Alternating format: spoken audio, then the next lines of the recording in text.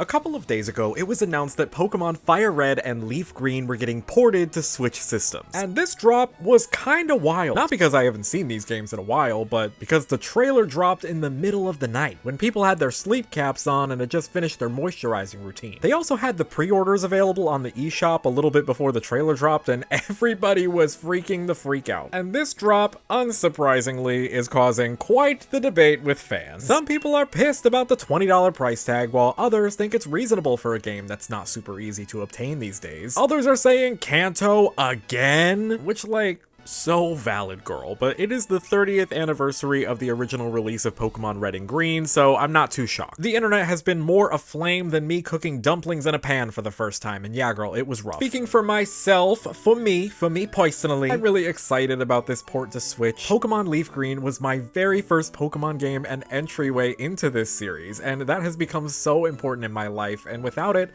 I probably wouldn't be sitting in front of a camera rambling about Pokémon games the way I do now. And for those currently in the comments typing that, oh, I could just play this for free on an emulator, why should I even bother buying this? Go off, girl, I ain't gonna stop ya if that's how you enjoy Pokemon. I just think there's a magic about playing it on a console and having a controller in my hand. I think these ports, other than the obvious money that they're gonna make off of them, are meant for fans who feel a deep nostalgia for them and would love to play them in a modern console. Or newer Pokemon fans who maybe never had the opportunity to play the original versions of Pokemon FireRed and LeafGreen, and this might be their first time experiencing these classics. I always myself have to remember that sometimes not everyone is an obsessive fanboy like me and has been lucky enough to play every single Pokemon game or has been here in the fandom since the beginning. So as a massive fan of the Pokemon series and an advocate of people trying the series, I think that this is a really good thing, and I'm really excited for the people who are going to get to play these games for the very first time because of this port. I just needed to make this video today just because I wanted to talk about all this controversy and debate that is going on with this, because it is something that's been talked about for a really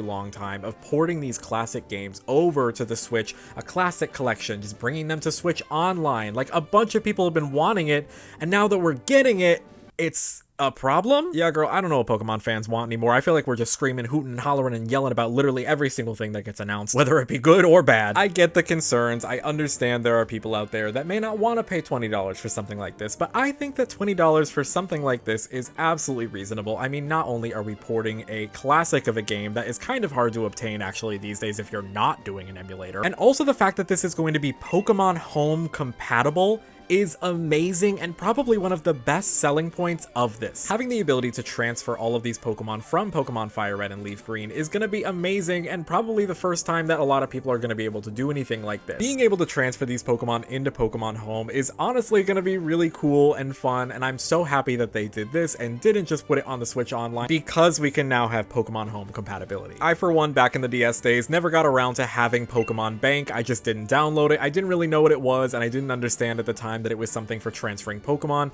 So unfortunately, a lot of my older Pokemon from that era are gone to me forever, and I'll never be able to transfer them up. And part of me kind of wants to relive my childhood and play it like I did when I was a kid and just pretend like these are my childhood Pokemon that I'm transferring in. Let me have my childhood fun. I do think that these games probably could have been maybe a little less than $20. I think 10 to 15 would have been the ideal range, but honestly, 20 is not the craziest thing in the world. I'm a grown adult. I have a job, girl. It's no big deal. I also think that a bundle of the two games, with maybe the bundle being $30, maybe that would have been a good idea, but I don't know. I think that this is honestly pretty reasonable. I do. The Pokemon Home inclusivity also makes me really excited because there are possible opportunities to get some legendary encounters that I could transfer in, like the Deoxys event, and a lot of people have been talking about this, if this Deoxys event is going to be included, and I, for one, girl, I really hope that it is, and I would love to shiny hunt Deoxys if that is at all possible. I don't know if it is. I don't know if it's going to be, but divas, a boy can hope. I also know that in some places they're offering a physical bundle that has this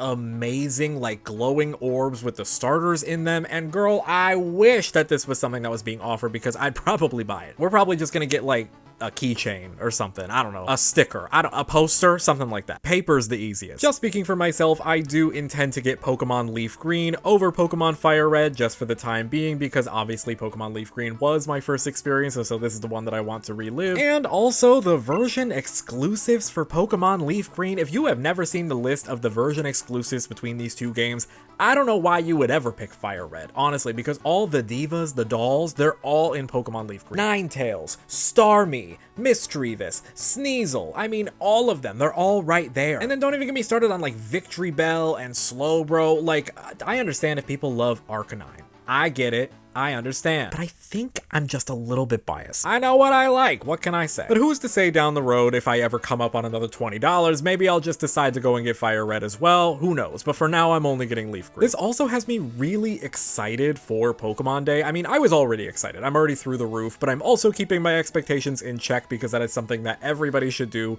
whenever we have a direct, whenever there's a Pokemon Day. Always keep your expectations at the door and leave yourself wanting to be surprised, but don't expect it. But it makes me even more excited for Pokemon Day because it's like, if they're already revealing this ahead of time, does that mean that they're trying to save time for Pokemon Day? Did they mean to reveal this early? Are they going to talk about it again? Are they freeing up some time and some slots now that they don't have to talk about it on Pokemon Day? Who knows? I can't wait to see. I mainly just wanted to make this video to rant about these games and the fact that I'm actually very excited that these are porting to the Switch, and I think it's a very good idea and something that I personally have wanted for a long time. Like I said, with the Classic Collection and bringing these older games for people who maybe just want to feel some nostalgia again from their childhood, or people who never got the chance to play these games. But that does not mean that I have not seen the absolute firestorm of opinions that has been going on of everybody thinking that this game is the worst thing that's ever happened. I don't know, girl. I don't think it's that serious. Pokemon FireRed and LeafGreen are going to be dropping on Pokemon Day, so if you intend to get these games, go ahead and pre-order them now or get them on the day of, whatever you want to do, girl, because they're still going to be there. I do plan to react to all of the Pokemon Day announcements, so keep an eye out for that video. But if you wanted to take a look at some of my predictions for Pokemon Day 2026, here is the video for that right here. Also, let me know down in the comment section below which version, if you're going to be getting one, are you going to be getting, and is it because of any version exclusives? Let me know. You can be honest, because I cannot imagine doing a Kanto playthrough without having some of these Pokemon here.